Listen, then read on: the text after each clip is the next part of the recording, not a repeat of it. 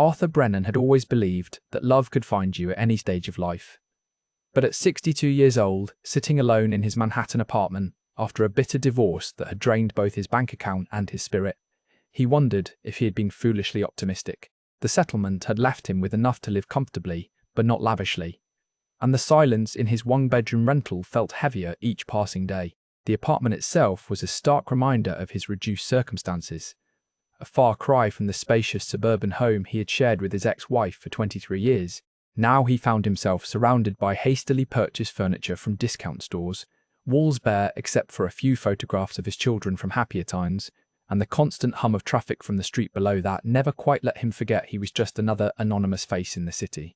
His children, grown and busy with their own lives, called occasionally, but seemed more obligated than genuinely interested in his well-being. His daughter Sarah, now 31 and living in Seattle with her husband and 2 young children, would check in every few weeks with perfunctory conversations about work and weather. His son Michael, 28, and pursuing his medical residency in Boston, was even more distant. Their conversations limited to brief exchanges about his studies and career prospects. Arthur understood they were building their own lives, but the realization that he was no longer central to anyone's daily existence was a wound that seemed to deepen with each passing month. The loneliness was suffocating, creeping into every corner of his existence like a persistent fog.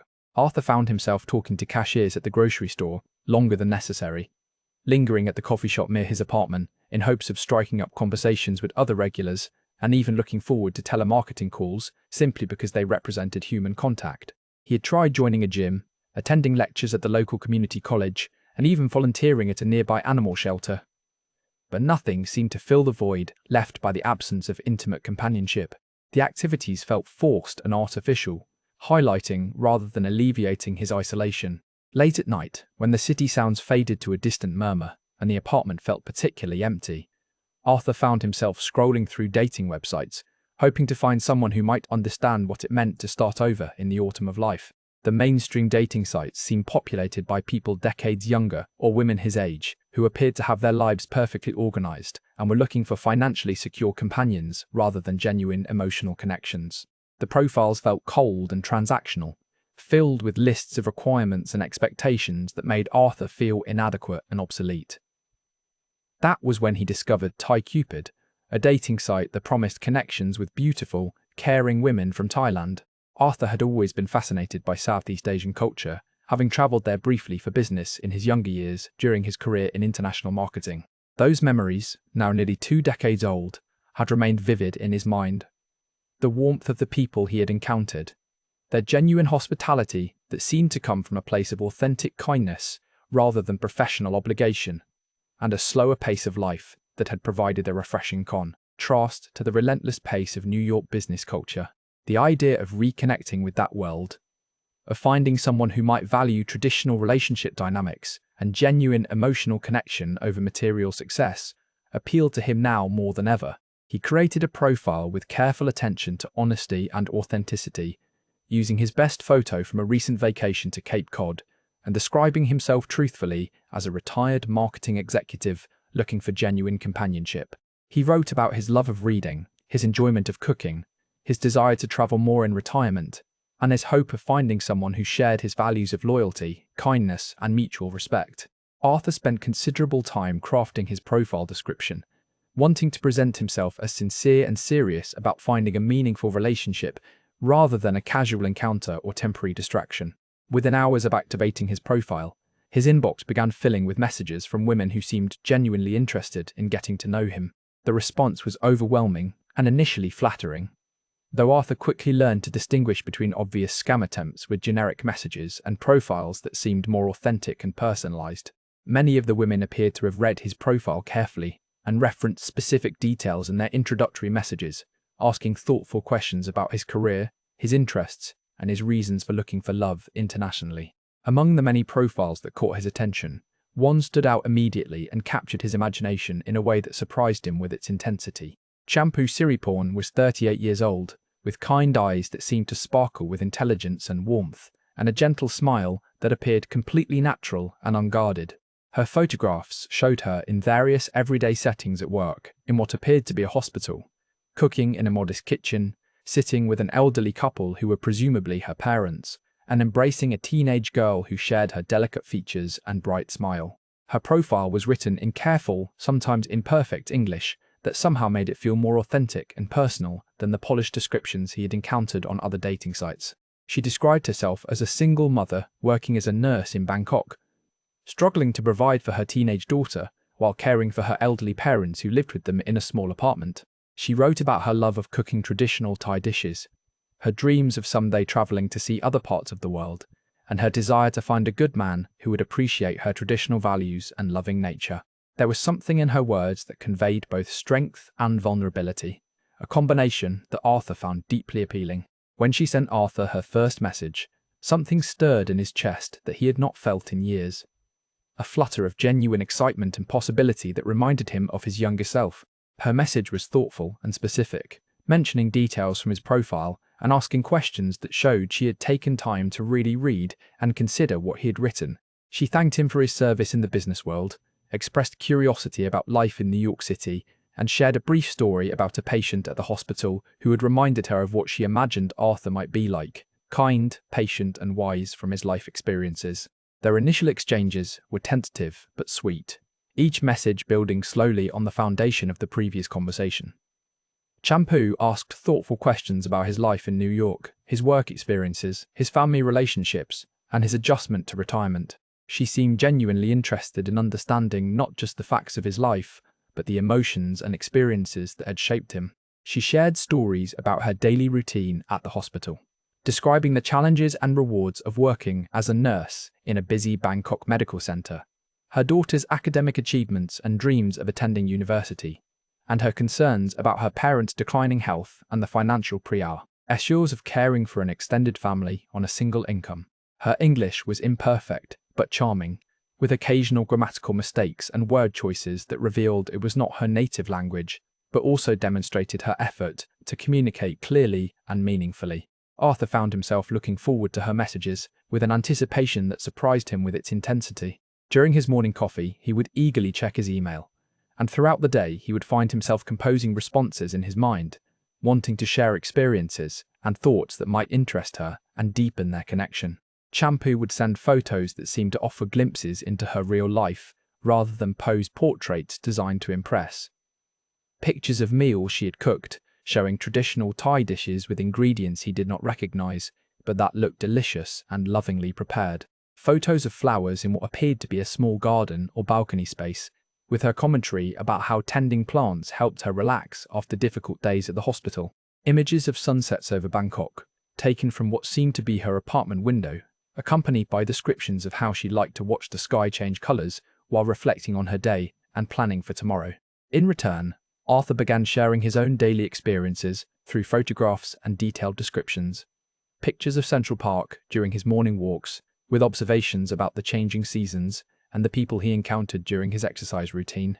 Images of his morning coffee setup, explaining his ritual of reading the news while enjoying his first cup of the day. Photos of books he was reading, with summaries of plots and characters that he thought might interest her, and questions about whether similar books were available in Thailand or if she had recommendations for authors from her country. Slowly, carefully, they began to build what felt like a genuine connection that transcended the digital medium through which they were communicating. Their messages became longer and more personal, moving beyond surface-level pleasantries to deeper conversations about their hopes, fears, past experiences, and dreams for the future. Arthur found himself sharing details about his divorce that he had not discussed with anyone, including his own children, while Champu opened up about the challenges of single parenthood and the guilt she sometimes felt about not being able to provide more opportunities for her daughter. After 2 months of daily messaging had become the highlight of Arthur's routine, Champu suggested they move to video calls. The idea made Arthur nervous but excited, as he realized that seeing and hearing her in real time would either confirm the connection he felt, or reveal that his feelings had been based on fantasy rather than reality. He spent considerable time preparing for their first video conversation, adjusting his laptop camera angle, ensuring his apartment looked presentable in the background, and even purchasing a new shirt that he thought might look good on camera. When her image appeared on his screen for their first video call, Arthur was struck by how natural and unguarded she seemed. She was sitting in what appeared to be a modest apartment with simple furnishings, wearing everyday clothes rather than anything that seemed designed to impress, her hair pulled back casually as if she had just finished work or household tasks. The woman on his screen matched the photos she had sent, but seemed even more real and approachable, with expressions and mannerisms that conveyed warmth and genuine interest in their conversation. They talked for nearly 2 hours during that first video call, and Arthur was charmed by her laugh, which was musical and infectious, her curiosity about American culture and daily life, and her obvious intelligence despite the language barrier that occasionally required them to pause and clarify me. Ainings.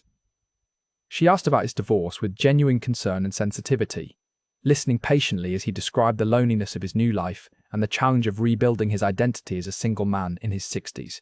In return, she shared her own struggles as a single parent in an expensive city, the pressure she felt to succeed at work while being present for her family, and her dreams of providing better opportunities for her daughter's education and future. These video calls quickly became a daily ritual that gave structure and meaning to Arthur's retirement routine. He would wake up early to catch shampoo before her shift at the hospital, and they would talk again in his evening, which corresponded to her morning the following day. The time difference meant that their conversations bookended both of their days, creating a sense of shared rhythm and connection despite the thousands of miles between them. Arthur found himself planning his daily activities around these calls, ensuring he would be available and prepared to give Shampoo his full attention during their precious time together. During one of their evening conversations, Shampoo introduced him to her daughter, Niran, a shy but polite 15-year-old who spoke better English than her mother and seemed genuinely curious about Arthur and his life in America. Arthur was touched when the girl called him Uncle Arthur without prompting and asked him to help her with her English homework, showing him essays she was writing about American history and literature.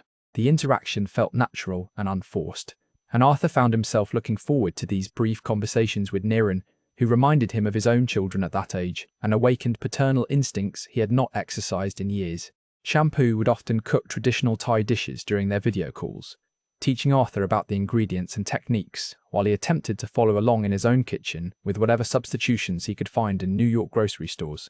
These cooking sessions became some of their most enjoyable shared activities, with Shampoo patiently explaining the cultural significance of different dishes, the proper way to balance sweet, sour, salty and spicy flavors, and family stories associated with recipes she had learned from her mother, and grandmother. Arthur's attempts to recreate her dishes were often comically unsuccessful, but Shampoo's gentle teasing and encouragement made these failures feel like shared adventures rather than personal inadequacies. These moments felt so genuine and naturally domestic that Arthur began to imagine what it might be like to have this kind of companionship in person. He started to envision a future where he might visit Thailand, meet Shampoo's family, experience her culture firsthand, and perhaps even consider a more permanent arrangement that would allow them to build a life together. The idea seemed both exciting and terrifying, representing a level of change and risk that he had not contemplated since his divorce, but also offering the possibility of happiness and fulfillment that had seemed impossible just months earlier. As their relationship deepened over the following months, Shampoo began to share more personal and troubling details about her financial struggles. Her parents' medical bills were mounting, she explained with obvious distress, and her salary as a nurse barely covered their basic expenses, even when she worked overtime shifts that left her exhausted and stressed. She never asked Arthur for money directly, but she would mention specific challenges with a vulnerability that tugged at his heart and awakened his instincts to protect and provide for people he cared about. Her father, she explained, had developed heart problems that required expensive medication not fully covered by Thailand's public health system. The monthly cost of his prescriptions was 3,000 baht, equivalent to about $90, which represented a significant portion of Shampoo's income, and forced difficult choices between his medical needs and other family expenses. Her mother was experiencing dental problems that caused her constant pain and made eating difficult, but the cost of proper treatment was beyond their means. Her daughter needed new school supplies and uniforms for the upcoming academic year, expenses that were mandatory but difficult to accommodate within their tight budget. The rent on their small apartment had increased significantly, Shampoo reported with obvious anxiety, as their neighborhood was being developed and property values were rising. The new rent amount would consume nearly half of her monthly income, leaving little for food, utilities, and other necessities. But finding alternative housing in Bangkok within their budget seemed impossible given the city's housing shortage and their need to stay close to her workplace and her door, Goethe's school. These pressures were affecting her sleep and concentration at work, she confided, and she worried about her ability to provide adequate care for her patients when she was constantly stressed about her family's financial situation. Arthur found himself wanting desperately to help, to be the kind of man who could solve problems for the woman he was growing to love. The amounts involved seemed relatively small from his American perspective, but he understood they represented enormous challenges for Shampoo's family. His retirement income was sufficient to cover his modest lifestyle, with money left over for occasional luxuries and entertainment, and the idea of using some of that surplus to ease the suffering of people he cared about felt both natural and morally imperative. The first time Arthur sent money, it felt like the most natural and necessary thing in the world. Shampoo had mentioned during one of their evening calls that her father had run out of his heart medication and would not be able to afford more until her next paycheck arrived in 10 days. The delay in his treatment could be dangerous, she explained through tears, but there was simply no money available for the prescription. Arthur researched the medication online, confirmed it was real and necessary for the condition Shampoo had described, and immediately transferred $200 to help cover several months of treatment and provide a buffer for future prescriptions. Shampoo's gratitude was overwhelming and seemed completely genuine. She cried during their video call the following day, thanking him repeatedly in both English and Thai, and promising that she would find a way to repay him someday when her financial situation improved. Her father, she said, wanted to speak with Arthur personally to thank him for his generosity, and during their next call, an elderly man with kind eyes and broken English appeared on screen to express his heartfelt appreciation for Arthur's kindness. The old man's dignity and obvious gratitude made Arthur feel that his money had been used for exactly the right purpose. Over the following months, these requests for financial help became more frequent, but always seemed reasonable and urgent, never feeling like demands or manipulation, but rather like the natural sharing of burdens that occurs between people who care deeply about each other. Niran needed money for a school trip to historical sites in northern Thailand, an educational opportunity that would help her college applications but was beyond the family's budget. Shampoo's mother required dental work that was not covered by their basic insurance, and the pain was affecting her ability to eat and sleep. Their apartment needed repairs after a monsoon caused water damage that threatened their belongings and created unhealthy living conditions. Each request was accompanied by documentation that seemed to verify the legitimacy of the need. Photos of prescription bottles and medical bills, school forms describing educational trips and their costs, estimates from repair contractors for apartment maintenance. Shampoo would also provide emotional explanations that made Arthur feel like he was truly helping a family he had come to care about deeply. The amounts were never enormous, usually between $100 and $500, and Arthur's retirement savings could easily accommodate these occasional expenses without affecting his own standard of living. What made the requests feel legitimate and appropriate was that Shampoo never seemed comfortable asking for help. She would mention problems during their conversations, often becoming emotional about her family's struggles and her inability to provide the security and opportunities she wanted for her loved ones. But she rarely asked for money directly. Instead, Arthur would offer to help, and she would initially refuse, insisting that she could not accept his generosity and that her family would find another way to manage their difficulties. Only after Arthur pressed her, explaining that helping her family brought him joy and purpose and made him feel useful and needed, would she reluctantly agree to accept his assistance. This dynamic made Arthur feel like a protector and provider, roles that had been missing from his life since his divorce, and that seemed essential to his sense of masculine identity and self-worth. The gratitude and relief that Shampoo expressed when he was able to solve her problems made him feel valued and important in a way that his retirement activities and social interactions had failed to achieve. He began to see these financial contributions not as charity or gifts, but as investments in their relationship and their shared future together. As their relationship approached the 1-year mark, Arthur began to seriously consider visiting Thailand. The idea had been growing in his mind for months, but the practical and emotional obstacles had seemed overwhelming. Now, however, his connection with Shampoo felt strong enough to justify the expense and risk of international travel to meet someone he had never encountered in person.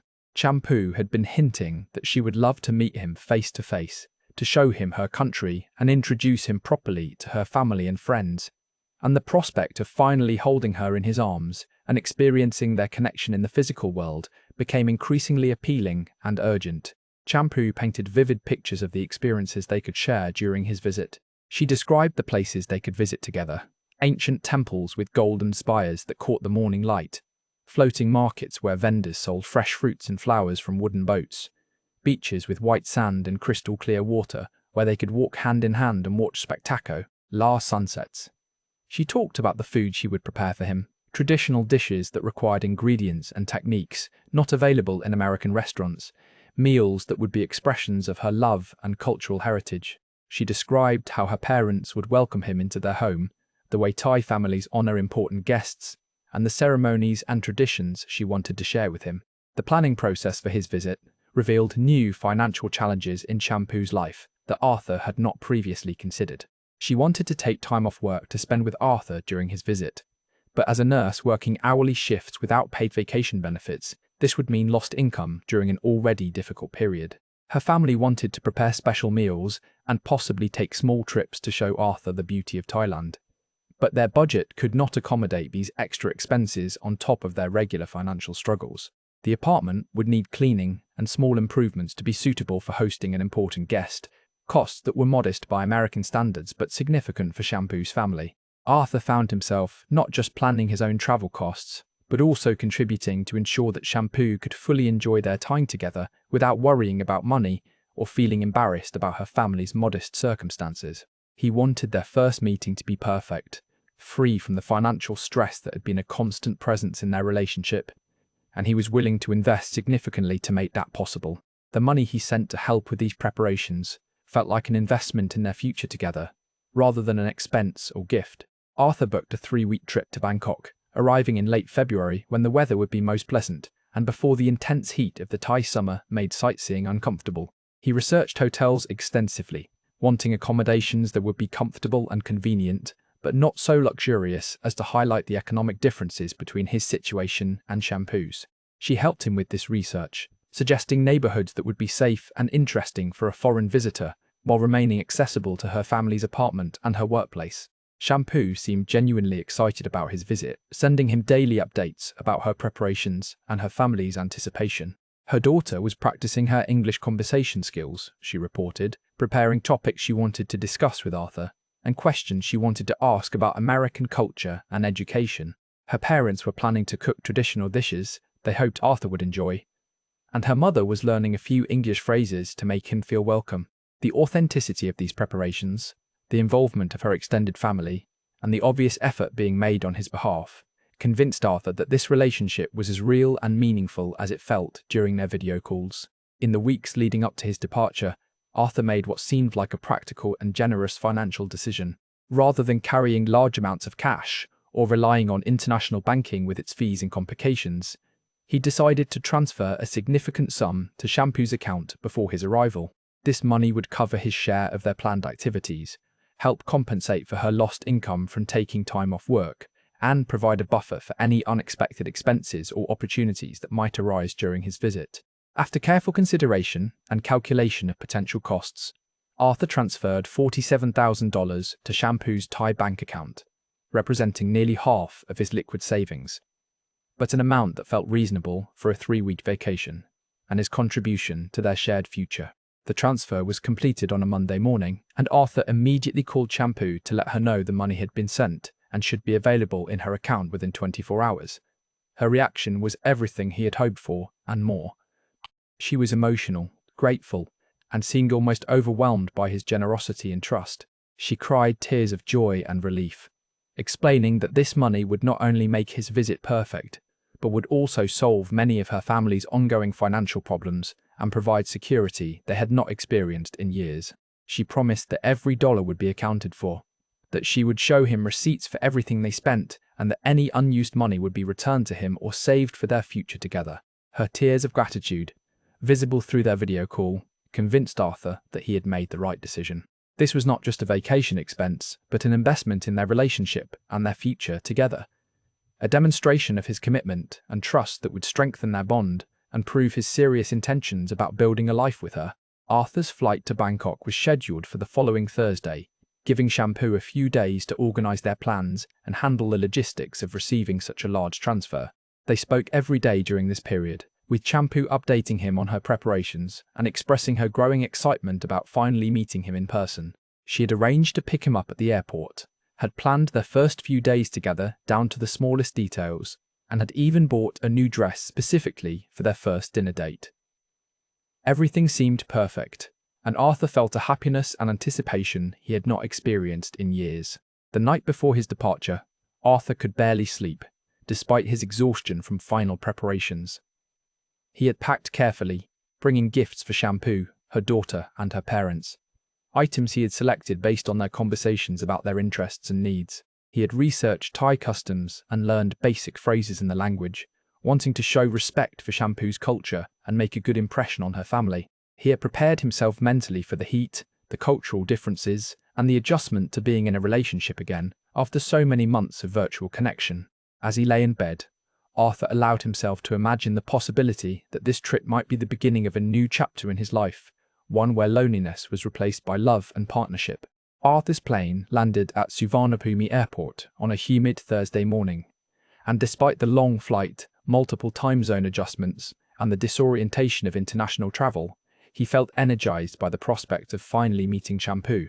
The airport was busy and overwhelming, filled with unfamiliar sounds and smells, but Arthur navigated through immigration and customs with growing excitement.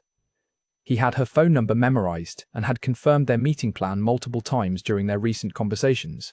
She would be waiting for him in the arrivals area, holding a sign with his name, wearing the blue dress she had shown him in their last video call. But Shampoo was not there. Arthur waited for 30 minutes, then an hour, growing increasingly concerned as he tried to call her phone number. The calls went straight to voicemail, and his text messages remained undelivered. He approached the information desk, wondering if there had been some miscommunication about the meeting location or timing, but the airport staff could not help him contact someone who was not responding to calls. Arthur's excitement began to transform into worry, then confusion, and finally a creeping sense that something was terribly wrong. After 2 hours of waiting and unsuccessful attempts to reach Shampoo, Arthur took a taxi to the address she had given him for her apartment. The building existed exactly where she had said it would be, but when he asked the security guard about Shampoo Siriporn, the man looked confused and consulted a resident list. There was no one by that name living in the building, and there never had been. Arthur showed the guard photos of Shampoo on his phone, but the man shook his head, indicating he had never seen her before. The apartment number Shampoo had given him belonged to an elderly Thai couple who spoke no English and had never heard of her. The devastating realization hit Arthur like a physical blow. He stood on a Bangkok street corner, surrounded by the sounds and smells of a city he had dreamed of exploring with the woman he loved, and understood that he had been completely deceived. Shampoo Siriporn, the nurse who had captured his heart, who had introduced him to her daughter and parents, who had shared a year of daily conversations and growing intimacy, did not exist. The woman in the videos had been an actress, the family members had been higher performers, and the entire elaborate relationship had been an expertly crafted scam designed to separate him from his money. Arthur spent the next 3 days in Bangkok in a state of shock and disbelief, unable to process the magnitude of his deception. He contacted the Thai police, but they explained that romance scams were common and difficult to prosecute, especially when the victims had willingly transferred money. The bank account information Shampoo had provided led to a dead end, with the funds already withdrawn and likely moved through multiple accounts to avoid detection.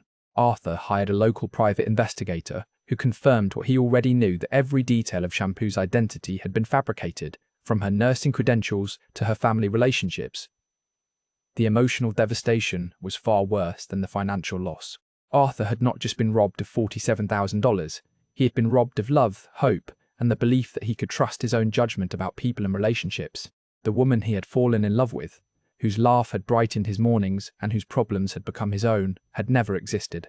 Every tender moment, every shared vulnerability, every expression of affection had been a calculated performance designed to exploit his loneliness and desire for companionship.